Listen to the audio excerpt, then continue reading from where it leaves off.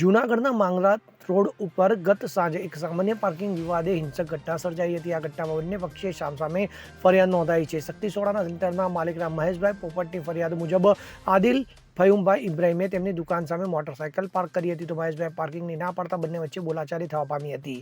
તો આરોપી આદિલ તેના પિતા ફયુમભાઈ અને માતા મેમુનાબેને ઝઘડો કર્યો હતો. તો ફયુમભાઈએ ડોલથી મહેશભાઈની જમણી આંખ ઉપર હુમલો કર્યો હતો. તો આદિલે ખાંડની ચાસણીના કાચના શીશાથી હુમલો કર્યો હતો. સામા પક્ષે આદિલભાઈ ફયુમભાઈએ મહેશભાઈ પોપટ અને તેમના ભાઈ ભવનેશ પોપટ સામે ફરિયાદ નોંધાવી છે. તેમના જણાવ્યા મુજબ બંને ભાઈઓએ તેમને અને તેમના માતા પિતાને અપશબ્દો આપી મારપીટ કરી હતી. તો ભવનેશ ટેબલથી ફયુમભાઈ મેમણ પર હુમલો કર્યો હતો. તો એ ડિવિઝન પોલીસે તમામ આરોપીઓની ધરપકડ કરી છે.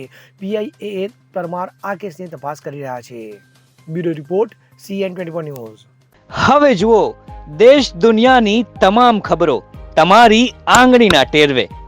ઉઠાવો મોબાઈલ અને Google Play Store પરથી ડાઉનલોડ કરો અમારી CN24 ન્યૂઝ મોબાઈલ એપ.